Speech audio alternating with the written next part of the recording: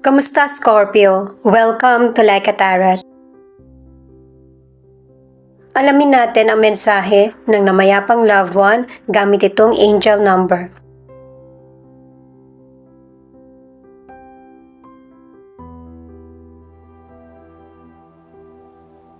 (11:11). God is about to send a true life partner to you very soon. Nakikita ng mahal mo sa buhay na namayapa na nalulungkot ka. Dahil sa may mga Scorpio ang gusto mo, suportahan ka nung taong pinakauna sa puso mo. Nagkaroon man ng kabiguan, hindi naman yon ang huli na magmamahal ka. Lifetime partner na hindi mag-give up sa iyo at susubukin lahat ang makakaya para mag-work ang koneksyon o relasyon.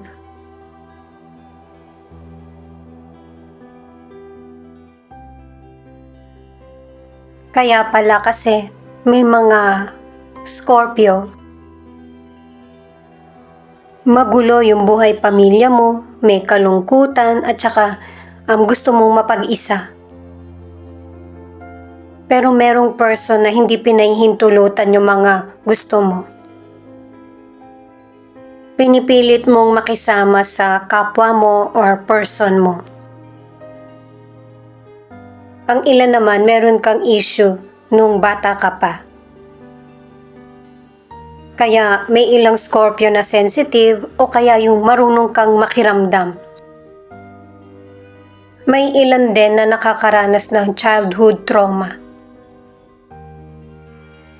Gamit ang tarot cards, alamin pa natin yung ibang detalye. Paalala para sa mga bagong viewers na ang reading na ito ay timeless reading. General reading, anuman ang edad mo o gender mo. Guide reading lamang ito. Hindi rin magre-resonate sa lahat kaya kunin mo lang kung ano yung akma sa sitwasyon mo. Ikaw na magpalit kung si person mo ito o ikaw. At ito yung start ng 1 week reading para sa iyo. 9 of Cups, 4 of Pentacles, Ace of Swords. Nakakatuwa yung cards mo kasi merong Scorpio na gusto mo mapansin ka ng person mo. Lahat ginagawa mo, yung maging presentable ka sa kanya, yung makita niyang macho ka, sexy ka, maganda ka, pogi ka, yung mga ganun ba? Kaya lang yung person mo, kapag binigyan ka niya ng oras, matipid. Nabibitin ka, kaya ang gusto mo, mabago yung situation mo. May naiisip ka ulit na paraan na para mapansin ka ng person mo. Ang ilan sa inyo sa career o negosyo, talagang nagpapakita ka ng gilas at interes. Kasi may mga Scorpio na gusto mong madagdagan yung ipon mo or makaipon ka na. Nagtitipid din ang ilan sa inyo para matugunan yung pangangailangan mo at saka meron kang gustong bilhin. Ang iba naman ay nagsisimula ng bagong trabaho o kaya negosyo. May ilang Scorpio din na hinihingi mo yung payo ng kaibigan mo or kakilala na malaki ang magiging parte na para mas lalong mapalawak yung kaalaman mo at saka idea. Magiging happy ka sa outcome ng mga decisions mo sa career or negosyo. Para sa ilang single, may mga nakikilala kang potential person. Kahit na gusto mo nang ma-in-love or kilalanin yung potential person, pinipigilan mo yung sarili mo. O kaya matipid yung pakikitungo mo dun sa potential person. Nagiging interesado ka sa potential person kasi pareho kayo ng kaisipan. Nag-e-enjoy ka na kasama siya.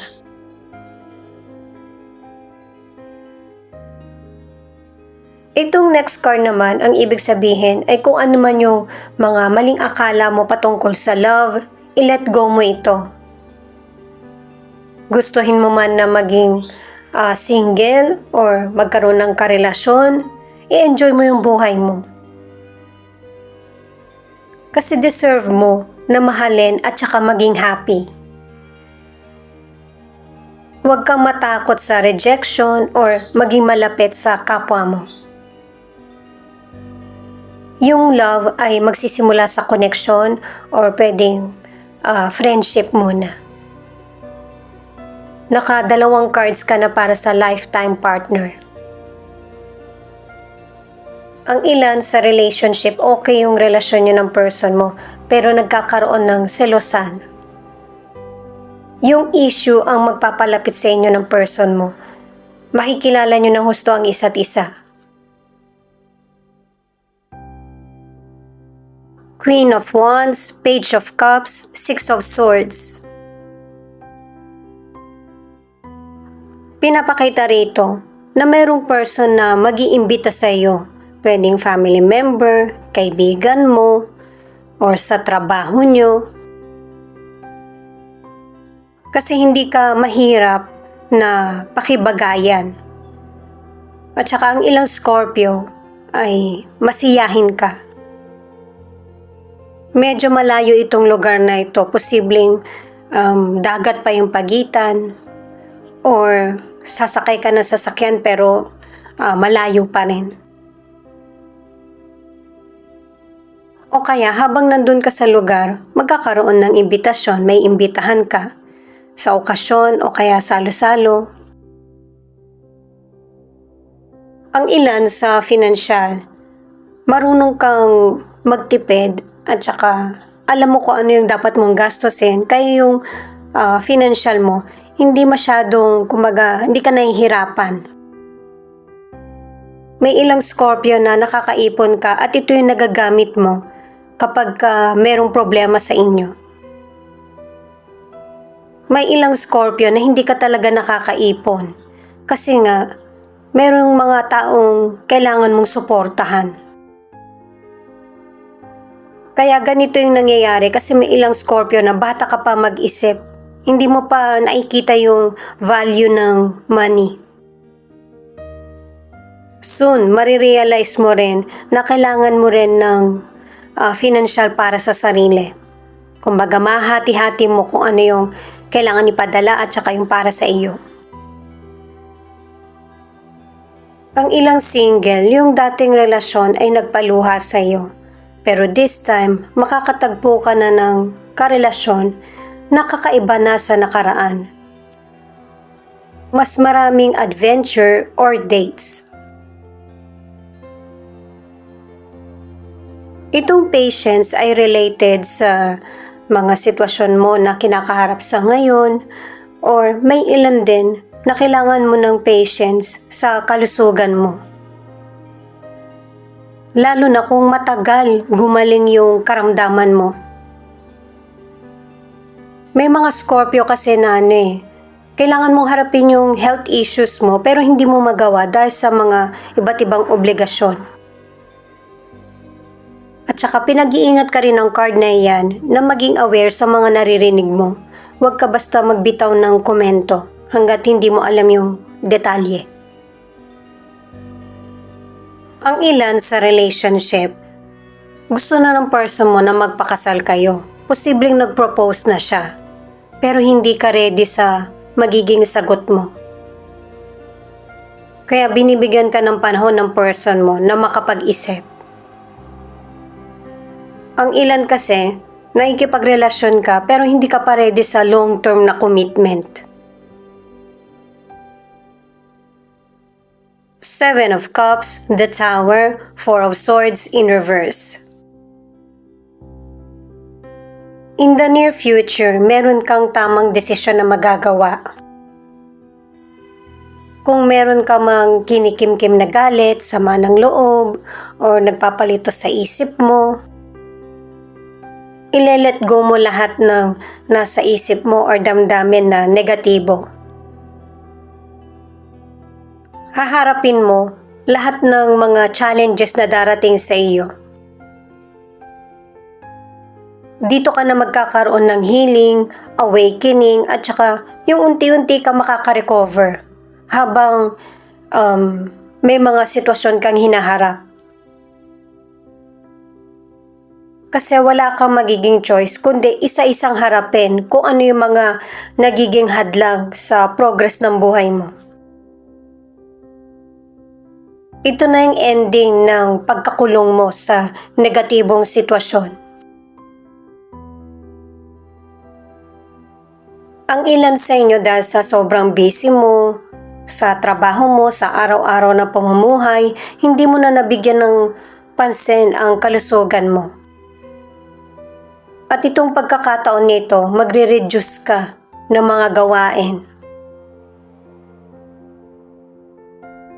Merong pag-iingat kasi may ilan na bigla ang nagkaroon ng sakit.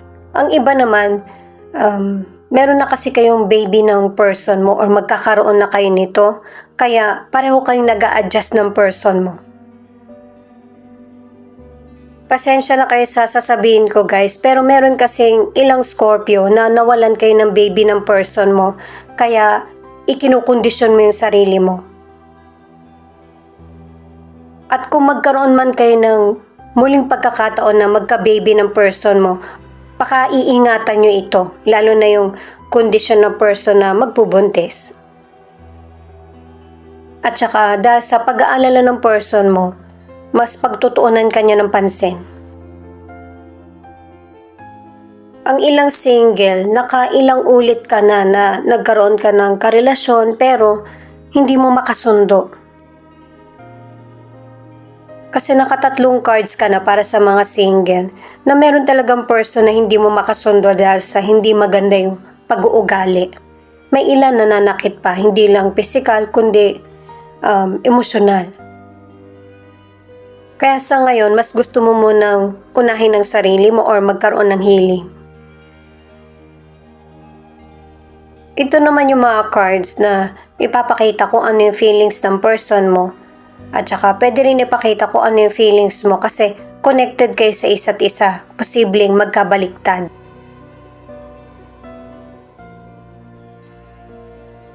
Soon, itong person mo, mamumulat sa kanya kung anong buhay o relasyon ang gusto niyang magkaroon kayo bilang magkarelasyon. At saka, naisasaayos muli ng person mo kung ano yung totoo niyang feelings sa iyo. Kumbaga, nagkakaroon ng pagkakasundo sa relationship niyo. Ang ilan sa inyo hindi niyo na lang pinag-uusapan. Nagtutuloy na lang kayo sa relasyon. Nag-iingat din yung person mo na i-open ko ano man yung gusto niyang malaman. Kahit dito sa card, pinapakita na maingat yung person mo.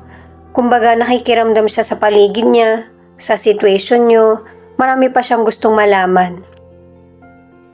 Gusto ng person mo ng long-term na relasyon, pero hindi kanya pipilitin. Posibleng kumpirmahin kung ano yung feelings mo.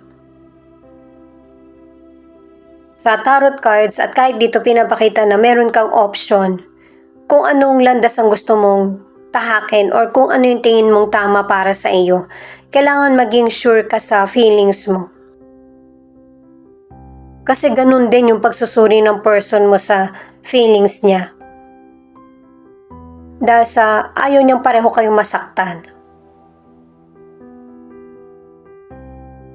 Binabalanse ng person mo yung situation nyo, yung feelings niya, at saka yung pakikitungo mo sa kanya. Gusto niya maging payapa yung bawat sitwasyon na kakaharapin nyo at saka mga decision na gagamitin yung puso at saka kaisipan. Kasi kung ikaw, may takot kang nararamdaman, yung person mo takot din sa kung ano yung magiging outcome ng relasyon nyo. Itong card naman na ito, kahit may mga challenges na kinakaharap yung person mo, nagkakaroon pa rin ng progress yung buhay niya, may personal growth. Nakaka-connect na din yung person mo sa kung ano yung kailangan niya sa buhay at saka gusto niyang gawin. Itong card na ito ang nagsasabi na merong acceptance na nagaganap sa pagbabagong nangyayari sa buhay nyo. At saka kahit dito pinapakita din yung kagustuhan na makabuo ng pamilya or magkaroon na ng baby. At saka dito sa mga cards, kayo lang yung tinutukoy ng person mo or kung single ka, yung family mo. Ready ka na para sa pagbabagong magaganap kahit yung person mo. Focus at ready na yung person mo para sa future ng relationship nyo. Kasi ang ilan sa inyo sa relationship, yung person mo, sineseryoso niya yung buhay at saka pagkakaroon ng pamilya o relasyon. Cancer, Pisces, Sagittarius, Capricorn, Aries, Aquarius. Ito yung ilan sa 12 zodiac sign na nangunguna sa reading na ito.